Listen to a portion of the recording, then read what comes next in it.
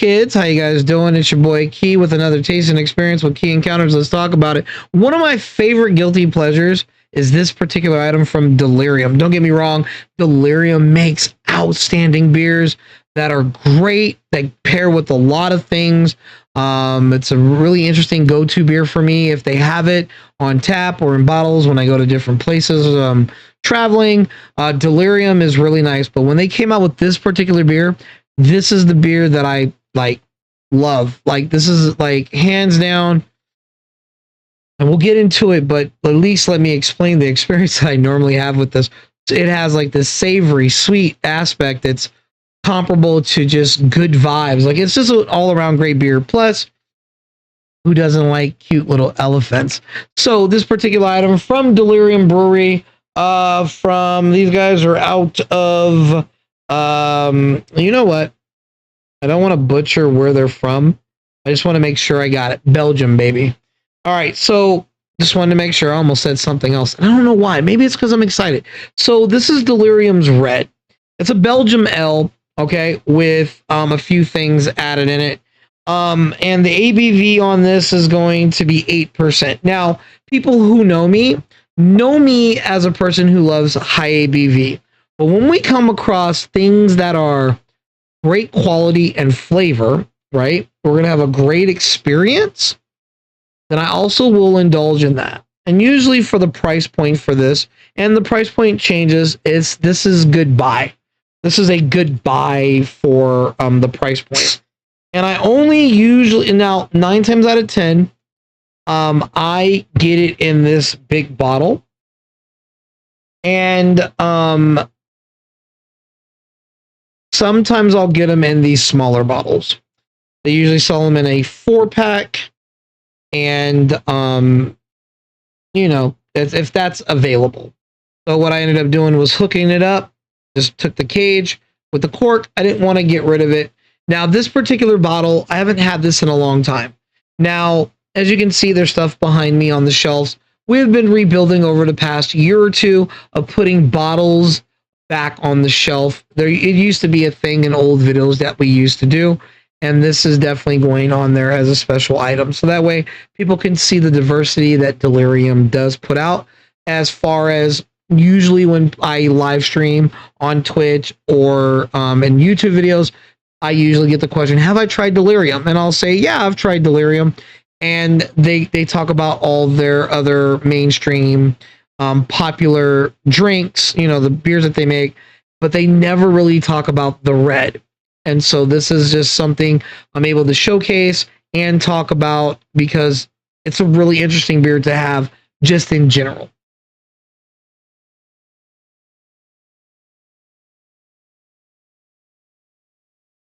All right, we'll slow that down a little bit. Look at that. Look at that head. Yeah, it's pink. It's like a nice color. It's like a nice color of pink. Another good thing about this particular item, this is a great replacement to those that drink wine, ciders, meads, because it has an interesting taste that most people usually find in all the other things I've mentioned. So what we're going to do is we're going to dive into the smell. I know it's got a big head. It's fine. But we're going to smell. So there are 2 fragrances you're going to get. You're not going to get the Belgium ale. The Belgium portion you're going to taste. But the fragrance are going to be 2 items. It's going to be elderberry or a flowery fragrance or cherry. The cherry is sweet. It is pungent. And it is probably the first thing that's going to hit your nose. And the reason why I point that out is when we talk about things that are beer and cherry, it's very hard to find things that are very robust in cherry fragrance. Normally you'll smell it a little bit, a little tarty, a little sour with cherry, but with this, that cherry is on point. That cherry is right on the money, but I also can smell the elderberry as well and something floral.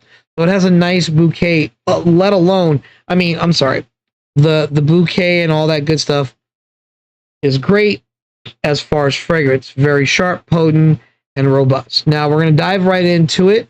Again, this is also, the fragrance is something you would wish was an actual perfume. So let's dive right on in.